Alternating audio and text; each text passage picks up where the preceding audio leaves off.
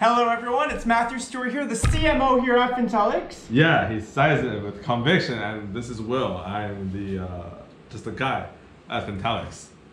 And today what we're going to talk about is the 3 best practices when it comes to software development. Yeah, you'll tell them, man. Tell them the 3 best practices. Just 3.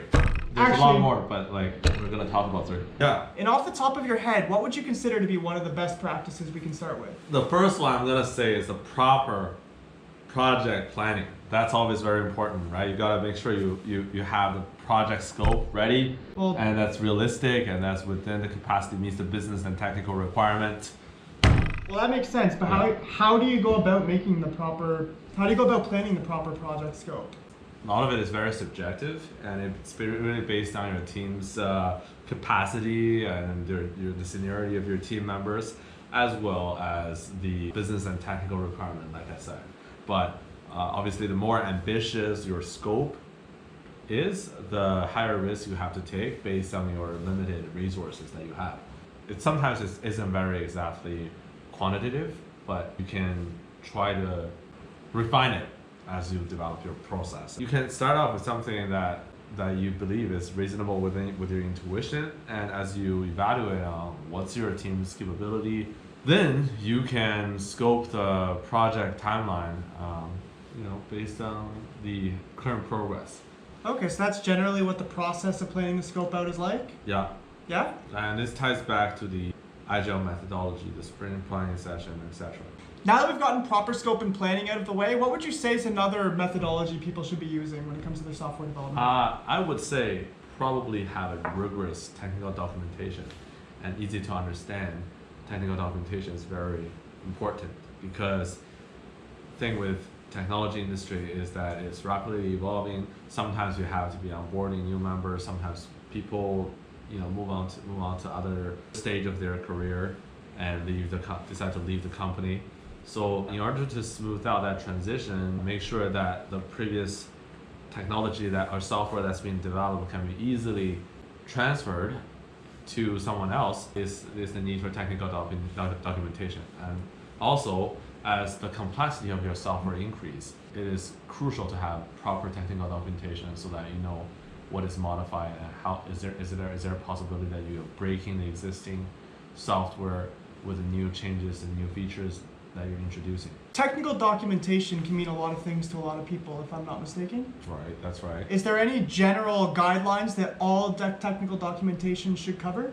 Yeah, I mean, typically there needs to be architectural diagrams. A good standard to use is the 4+1 architecture diagrams, which outlines the process view, the physical view, the logical view, and also the development view, and last but not least, the scenario, which is the +1, which outlines the use case of the product. Also, nowadays, as microservices are becoming more and more popular, a lot of companies tend to use REST API documentation so that it's easy for them to communicate between different teams with regards to what each microservices provide, and also easy for them to collaborate between front and back end team to integrate services together. So if you don't have any of those in your technical documentation, you probably don't have good technical documentation. Yeah.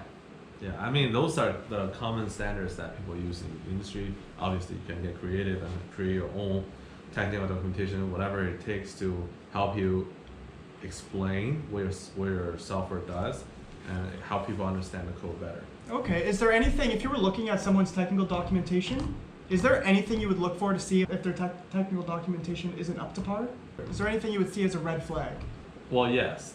Technical documentation is written for people who have never touched the project before, right? So that it's easier for them to understand and easier for them to basically get firm grasp of what the software actually is doing.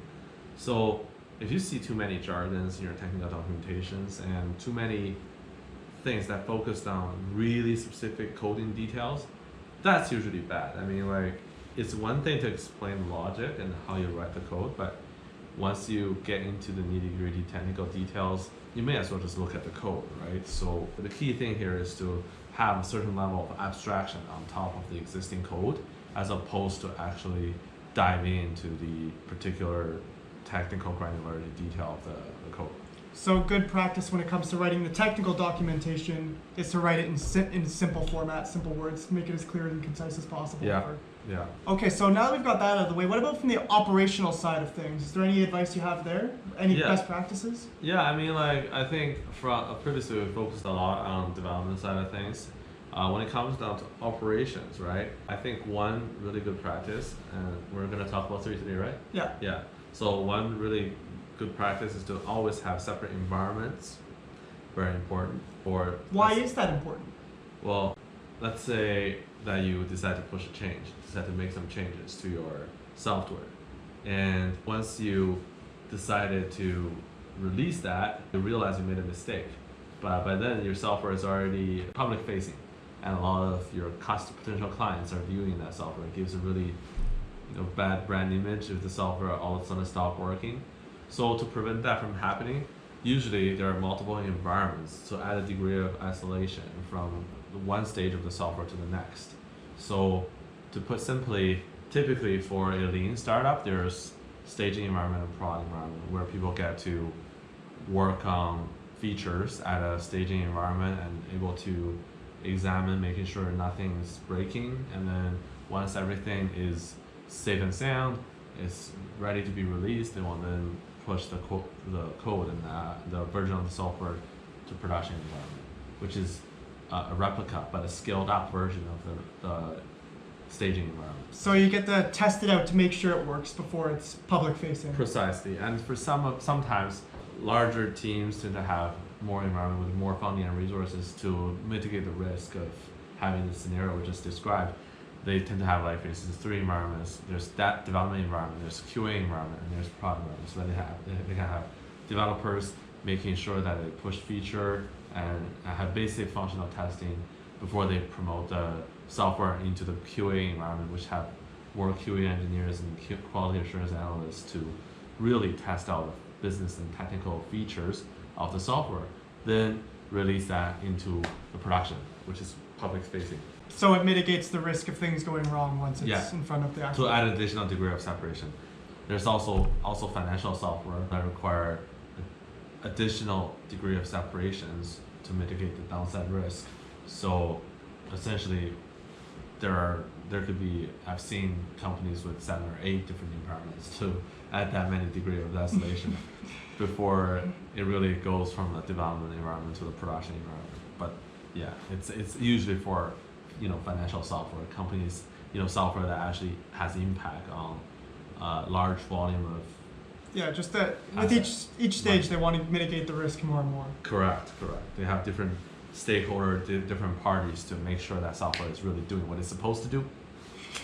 Very important. So there you have it. Those are just 3 of some of the best practices when it comes to software development. Of course, We can talk about more, but with the limited budget we have, that's all we're going to talk about today.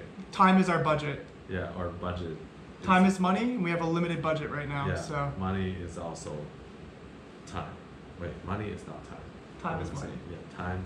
Time is money. So time is our budget, and we have a limited budget. We spent a lot of that budget talking about our. Budget. Yeah. Don't forget to like the video, leave a comment down below, and don't forget to follow us.